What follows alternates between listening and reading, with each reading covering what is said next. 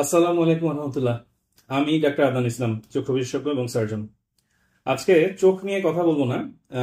এখন সম্প্রতি প্রত্যেক বাড়িতে বাড়িতে জ্বর, এই জ্বর নিয়ে আছে কথা হবে।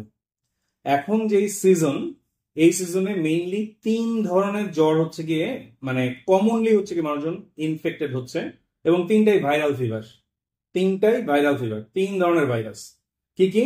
একটা হচ্ছে ইনফ্লুয়েঞ্জা ভাইরাস, একটা হচ্ছে ডেঙ্গু ভাইরাস, একটা হচ্ছে চিকনগুনিয়া ভাইরাস। তো নামগুলো হচ্ছে গিয়ে একটার থেকে একটা একটু কেমন কেমন জানি। তো এখন হচ্ছে এই সিজনটা কেন হচ্ছে কি এই ভাইরাল সংক্রমণটা এত বেড়ে গেল? এক হচ্ছে ওয়েদার চেঞ্জ।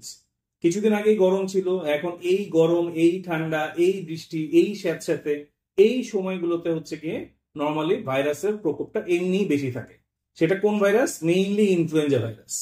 আর এরপরে কি, এই যে পানি যে জমছে, বৃষ্টি হচ্ছে, আপনাদের বাসার মধ্যেই দেখবেন যে হচ্ছে গিয়ে অনেক জায়গায়, এই যে অনেকে এই জিনিসটা বিশ্বাস করতে চায় না, আপনারা দেখবেন যে ফ্লাওয়ার ভাস, ফুলদানি, এর মধ্যে যে পানি থাকে সেই পানির মধ্যেও মশা ডিম পারে।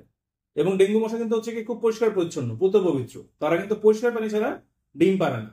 তাহলে বাসার আশেপাশে যদি এমন কোনো মানে ওয়াটার রিজার্ভার থাকে আপনাদের আশপাশে, যেখানে হচ্ছে পানি জমে আছে, আল্লাহর রাস্তায় সেটা হচ্ছে ডিসকার্ড করুন। নিজে বাঁচুন, আশপাশের পাড়া প্রতিবেশীকে হচ্ছে গিয়ে বাঁচান। ঠিক আছে? আচ্ছা, তাহলে এখন যে তিনটা ভাইরাস, আমি একদম মেডিকেল টার্ম ছাড়া আপনাদেরকে একদম সাধারণভাবে বোঝানোর জন্য কয়েকটা কথা বলবো। যদি দেখেন আপনার জ্বর, সাথে ঠান্ডা কাশি, বা হচ্ছে অ্যাটলিস্ট ঠান্ডা, নাকে হচ্ছে গিয়ে সর্দি আসছে, নাকে নিঃশ্বাস নিতে একটু ঝামেলা হচ্ছে, হ্যাঁ, নাক বন্ধ হয়ে আসছে, আলহামদুলিল্লাহ, এইটা হচ্ছে কি একদমই কমন ফ্লু, ইনফ্লুয়েঞ্জা। আল্লাহ তালা হচ্ছে ছোটখাটো হচ্ছে রোগ শোক দিয়ে আমাদের হচ্ছে গিয়ে সগিরা গুনাহ মাফ করে দেন ইনশাল্লাহ, আমি তাই জানি, আমি মুফতি না। তো ইনফ্লুয়েঞ্জা ভাইরাস হচ্ছে গিয়ে আপনি অ্যান্টি হিস্টামিন খাবেন, আপনি প্যারাসিটামল খাবেন, আপনার জ্বর কমে যাবে, রেসপন্স করবে। ঠিক আছে? এরপরে হচ্ছে কি বাকি দুইটা হচ্ছে ডেঙ্গু আর চিকনগুনিয়া। হ্যাঁ, আমি একটু আপনাদেরকে বলে দিই। এই কথা বলার পর পরই তো হচ্ছে কি অনেকগুলা কথা আসবে যে ডাক্তার কি হচ্ছে কি কখনো হচ্ছে কি অসুখ হয় কিনা, বা ডাক্তারের জ্বর হয় কিনা। হ্যাঁ রে বাবা, ডাক্তাররাও মানুষ, ডাক্তারদেরও সব ধরনের অসুখই হয়। তো কিছুদিন আগে হচ্ছে কি আমার চিকনগুনিয়া হয়েছে। তো আমি সেই এক্সপিরিয়েন্সটা আপনাদের সাথে হচ্ছে কি শেয়ার করি। চিকনগুনিয়া আর ডেঙ্গু দুইটাই ভাইরাল ফিভার, এবং দুইটাই হচ্ছে গিয়ে মশা বাহিত ভাইরাল ফিভার, মানে মশার কামড়ে এই ভাইরাসটা আপনার শরীরে ঢুকছে। এখন চিকনগুনিয়া না ডেঙ্গু, এই জিনিসটা বোঝাতে হচ্ছে গিয়ে একটু দায়। আপনাকে এই জিনিসটা খেয়াল রাখতে হবে। চিকুনগুনিয়াতে হঠাৎ করে ওয়ান ফাইন মর্নিং আপনি হচ্ছে গিয়ে অনুভব করবেন যে আপনার হাত পা গুলো হচ্ছে গিয়ে ঠিক মতো কাজ করছে না, প্রচন্ড ব্যথা। আপনি হচ্ছে গিয়ে আহ ইয়ে থেকে নামতে যাবেন, খাট থেকে নামতে যাবেন, দেখবেন যে হাঁটুতে হচ্ছে কি আপনার প্রচন্ড ব্যথা। আপনি দাঁত ব্রাশ করতে যাবেন, এই জয়েন্ট টয়েন্ট সবকিছু হচ্ছে কি প্রচন্ড ব্যথা।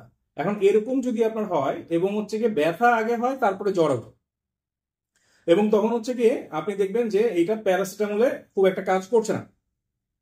প্যারাসিটামলের হচ্ছে কি একটা মানে নর্মাল একটা ডোজিং আপনাদেরকে শিখিয়ে দিই। সেটা হচ্ছে কি 1 milligram per KG body weight, মানে হচ্ছে কি একজন 50 কেজি ওজনের মানুষের কিন্তু একটা 500 মিলিগ্রাম যেই আমাদের হচ্ছে কি প্যারাসিটামল যে ট্যাবলেট গুলো আছে, ব্র্যান্ড নেম হচ্ছে গিয়ে নাপা, এইস, হ্যাঁ, রেনোভা, এরকম অনেকগুলো নামই হচ্ছে গিয়ে এখন ইয়ে এক্সপা, অনেকগুলো নামই হচ্ছে গিয়ে প্যারাসিটামল পাওয়া যায়। তো তাদের হচ্ছে গিয়ে একটা প্যারাসিটামল হচ্ছে গিয়ে কাজ করবে। কিন্তু যাদের ওজন, আমাদের দেশে তো বেশিরভাগ অ্যাডাল্ট বডির ওজন হচ্ছে কি 60 থেকে 70 কেজি হয়। তো তাদের কিন্তু আসলে হচ্ছে কি 500 মিলিগ্রাম প্যারাসিটামল কিন্তু হচ্ছে কি কাজ করবে না। তো সেখানে তাদেরকে একটা 500 মিলিগ্রাম ট্যাবলেট, আর একটা হচ্ছে কি 250 মিলিগ্রাম ট্যাবলেট, মানে 750 মিলিগ্রাম ট্যাবলেট কিন্তু খেতে হবে। আবার কিছু কিছু প্যারাসিটামল কিন্তু ডোজেস আছে হচ্ছে কি 665 মিলিগ্রাম, সেটা খেলেও কিন্তু হবে। আর যাদের ওজন আমার মতো একটু বেশি, তারা কিন্তু এই জিনিসটা হচ্ছে কি একটু খেয়াল করবেন যে যাদের ওজন হচ্ছে 80 কেজির বেশি, তারা কিন্তু হচ্ছে কি দুটো করে হচ্ছে প্যারাসিটামল খাবেন, এবং ভরা পেটে খেতে হবে। এবং এটা কিন্তু হচ্ছে গিয়ে 6 বেলা, মানে 6 ঘন্টা পর পর 4 বেলা হচ্ছে গিয়ে আপনারা খেতে পারেন, যেন হচ্ছে গিয়ে জ্বরটা আবার চলে না আসে। এখানে একটা মজার ব্যাপার হচ্ছে, চিকুনগুনিয়া এবং ডেঙ্গু দুইটাতে কিন্তু প্যারাসিটামল কাজ করে, কিন্তু কম কাজ করে। ইনফ্লুয়েঞ্জার উপরে হচ্ছে কি প্যারাসিটামলটা ভালো কাজ করে। তো সেই ক্ষেত্রে অনেকেই কিন্তু হচ্ছে কি যখন হচ্ছে কি ব্যথায় টিকতে পারে না, তখন কিন্তু অনেকেই যে জিনিসটা করে, অনেকে কিন্তু ব্যথার ওষুধ খেয়ে ফেলে কোনো ডায়াগনোসিস ছাড়া, কোনো পরীক্ষা নিরীক্ষা ছাড়া। এরকম হচ্ছে কি আমার হচ্ছে কি প্রচন্ড হচ্ছে শরীর ব্যথা, আমি টিকতে পারছি না, আমার সাথে এত প্রচন্ড জ্বর, আমি তাহলে হচ্ছে কি ব্যথার ওষুধ খেয়ে ফেলি। নো, এই জিনিসটা করা যাবে না। এটাই হচ্ছে গিয়ে আল্লাহর হচ্ছে গিয়ে একটা পরীক্ষা, যে আপনি যেহেতু জানছেন না, এখন পর্যন্ত আপনার ডায়াগনোসিসই হয় নাই যে আপনার কি ডেঙ্গু হয়েছে না চিকুনগুনিয়া হয়েছে না ইনফ্লুয়েঞ্জা হয়েছে। হ্যাঁ, ইনফ্লুয়েঞ্জা তো অনেকের একটু সামান্য ম্যালেজ থাকে, একটু সামান্য শরীর ব্যথা থাকে, কিন্তু চিকুনগুনিয়ার ব্যথাটা হচ্ছে কি অস্বাভাবিক বেশি। কিন্তু এখন আপনার যদি ডায়াগনোসিস আপনি না করেন, ডায়াগনোসিস নিয়ে আমি একটু পরে আসছি, মানে রোগ নির্ণয় যদি না হয়, আন্দাজের উপর তো ওষুধ খাওয়া যাবে। এখন আন্দাজের উপরে আপনি ব্যথার ওষুধ খাইলেন। এখন ডেঙ্গুতে কিন্তু হচ্ছে গিয়ে কোনোভাবেই এনএসআইডি বা ব্যথার ওষুধ খাওয়া যায় না। কেন যায় না? কারণ ডেঙ্গুর কিন্তু একটা ভ্যারাইটি আছে, ডেঙ্গু হেমোরেজিক ফিভার, ওইখানে কিন্তু রক্তক্ষরণ হয়। এবং আপনারা জানেন যে হচ্ছে কি ব্যথার ওষুধ খাইলে কিন্তু হচ্ছে কিছু হলেও আমাদের হচ্ছে কি ভিতরে হচ্ছে কি আলসার হয় বা ক্ষত হতে পারে। তো সামান্য ক্ষত থেকেই যদি হচ্ছে কি আপনার ব্লিডিং হওয়া শুরু করে, তাহলে এটা কিন্তু একটা খুব বিতিকিচ্ছিরি বা খুব মানে খারাপ একটা পর্যায়ে চলে যেতে পারে।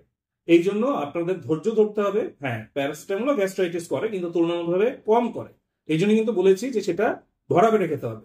তো ডেঙ্গু হোক, চিকুনগুনিয়া হোক এবং হচ্ছে ইনফ্লুয়েঞ্জা হোক, যেই জ্বরই হোক না কেন, আপনারা ডায়াগনোসিস ছাড়া নিজে থেকে বা রেজিস্টার্ড চিকিৎসকের পরামর্শ ছাড়া কোনোভাবেই ব্যথার ওষুধ খাবেন না। হ্যাঁ, এই ব্যথা সহ্য করাটা খুব কঠিন, খুব কষ্টের, আমার জন্য কষ্টের, এবং আমি নিজেই এর ভুক্তভোগী, সেই জন্য আমি জানি যে হচ্ছে গিয়ে কতটুকু হচ্ছে গিয়ে ব্যথা বা কি আসে কি বিষয়। কিন্তু এই সাবধানতার জন্য কিন্তু আপনাদেরকে এই কথাগুলো বলা। আচ্ছা, এবার হচ্ছে গিয়ে ডায়াগনোসিস। হ্যাঁ, নর্মালি এই ভাইরাসগুলা ডায়াগনোসিস করা কিন্তু হচ্ছে কি আসলে হচ্ছে কি যথেষ্ট কঠিন। অনেক সময় কিন্তু রোগের একদম প্রারম্ভে অনেকে মানে একটু জ্বর আসলো সাথে সাথে হচ্ছে টেস্ট করে ফেলে। অনেক সময় কিন্তু ওই সময়টায় টেস্টের রিপোর্ট কিন্তু নেগেটিভ আসতে পারে, মানে ভালো ল্যাবরেটরি থেকে আপনি টেস্ট করছেন, তারপর কিন্তু এই রিপোর্ট কিন্তু নেগেটিভ আসতে পারে। এই জিনিসটা কিন্তু আপনাকে মাথায় রাখতে হবে। এখন আমার যেটা হয়েছে সেই এক্সপিরিয়েন্সটা আপনাকে শেয়ার করি, বা এই ধরনের রোগগুলা হচ্ছে গিয়ে ফাইনাল ডায়াগনোসিসের জন্য আপনারা আরটি পিসিআর মানে একদম ভাইরাসের যে জিনোম আছে সেইটা হচ্ছে গিয়ে পিসিআর ল্যাবের মাধ্যমে হচ্ছে গিয়ে করা যায়। সেটা আমাদের দেশে অনেকগুলো ল্যাবরেটরিতেই হয়। আমি করেছিলাম আইসিডিডিআরবি তে। তো আইসিডিডিআরবির হচ্ছে গিয়ে এই ল্যাবটা খুব ভালো। ওরা হচ্ছে গিয়ে এই সেশনে ডেঙ্গু এবং চিকুনগুনিয়া দুইটা হচ্ছে গিয়ে একসাথে আরটিপিসিআর করে। সেখানে হচ্ছে গিয়ে প্রায় 5,500 টাকা চার্জ করে। হ্যাঁ, এই টাকাটার অ্যামাউন্ট বলার কারণ হচ্ছে মানে জিনিসটা যে খুব মানে চিপ না, সেটা আপনাদেরকে বোঝানোর জন্য।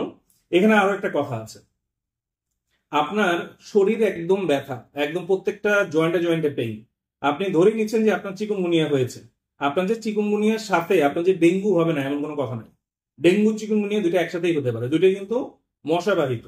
এবং হচ্ছে কি আপনার মনে হতে পারে কি একই মশা কামড় দিচ্ছে, দুইটা ভাইরাস একসাথে ঢুকে গেল। নো, যারা এই মশাবাহিত রোগে আসলে আক্রান্ত হয় তাদের হচ্ছে কি আশপাশেই একটা মশার সোর্স থাকে, সেখানে সব ধরনের মশাই থাকে।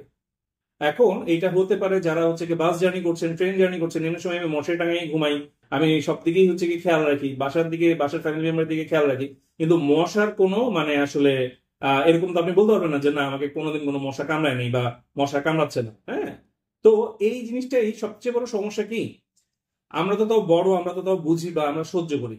আমাদের বাসার শিশু সদস্য যারা তাদের যদি এই ধরনের রোগ হয়, আল্লাহ মাফ করুক, হ্যাঁ, তাদের সাফারিংসটা কিন্তু আর অনেক বেশি।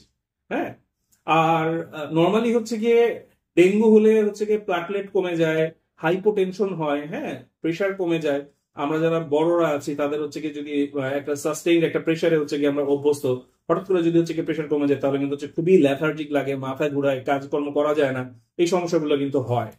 তো যাই হোক, যদি হচ্ছে কি এখন যেহেতু হচ্ছে কি একদম জ্বরের সিজন যাচ্ছে এবং বাড়িতে বাড়িতে হচ্ছে কি এই রোগী, আমার মনে হয় হেলা ফেলা না করে রেজিস্টার্ড চিকিৎসকের পরামর্শ নেওয়া উচিত এবং ডায়াগনোসিস করা উচিত। যদিও আশপাশে অনেকেই কিন্তু দেখছি যে হচ্ছে কোনো ডায়াগনোসিস করে নাই, কোনো কিছু করে নাই, ওই প্যারাসিটামল খাইছে, কয়েকদিন হচ্ছে কষ্ট করছে, এমনি এমনি এবার ঠিক হয়ে গেছে। হ্যাঁ, আপনার বডি ইমিউনিটি যদি ভালো হয়, ভাইরাসের উপরে আসলে হচ্ছে গিয়ে আপনার বডি ইমিউনিটি হচ্ছে গিয়ে স্ট্রং হচ্ছে ভূমিকা পালন করে, কিন্তু সবাই যে সুপারম্যান হবে এমন কিন্তু না। তো এই জিনিসটা হচ্ছে গিয়ে মাথায় রাখতে হবে এবং সেই অনুযায়ী হচ্ছে গিয়ে চিকিৎসা নিতে হবে। আর সবচেয়ে বড় কথা যেটা, সেটা হচ্ছে শুনতে যেমন শোনা যাক, হ্যাঁ আল্লাহ রোগ শোক দিবেনি, ইনফ্লুয়েঞ্জা এটা একদম মানে এনভায়রনমেন্টাল ফ্যাক্টর দিয়েই আপনি ইনফেক্টেড হয়ে যেতে পারেন, ওইখান থেকে বাঁচার আসলে খুব বেশি তেমন কোনো উপায় নাই। তবে মাস্ক ব্যবহার করতে পারেন। হ্যাঁ, খুব জনসম্মুখে যদি যান সবসময় মাস্ক ব্যবহার করবেন, এই জিনিসগুলো মেনটেন করবেন আর কি। করোনার সময় আমরা যে জিনিসগুলো হচ্ছে মেনটেন করতাম। আর ডেঙ্গু চিকুনগুনিয়া এই দুই মানে মহারোগের জন্য ভাই আপনি নিজে বাঁচুন, আশপাশের মানুষজনকে নিয়ে বাঁচুন। আপনি একটা বাসায় ভাড়া থাকেন, খুব ভালো কথা। আপনি আপনার বাসাটা হচ্ছে পরিষ্কার করেন। প্রত্যেকের বাসার মধ্যে হচ্ছে কি যেন হচ্ছে কি কোনো ওয়াটার রিজার্ভার না থাকে, এবং বাড়িওয়ালারা যারা আছেন তারা যেন বাড়ির আশপাশটা হচ্ছে কি পরিষ্কার করে। পরিষ্কার করে এরকম যে আমি এরকম নিজের চোখে দেখেছি যে জাস্ট একটা দুইটা পলিথিন পড়ে আছে, তার মধ্যে বৃষ্টির পানি হচ্ছে কি এসে জমেছে, আশপাশ সব শুকায় গেল, ওই পলিথিনের মধ্যে পানিটা জমে আছে, সেখানের মধ্যে হচ্ছে কি মশা ডিম পেড়েছে। এবং মশাগুলো কিন্তু হচ্ছে কি মানে খুব তাড়াতাড়ি তাড়াতাড়ি কিন্তু হচ্ছে গিয়ে রিপ্রোডিউস করে ফেলতে পারে। হ্যাঁ, তো আল্লাহ আমাদের সবাইকে হেফাজত করুক। আজকে এই পর্যন্তই। সবাই ভালো থাকবেন।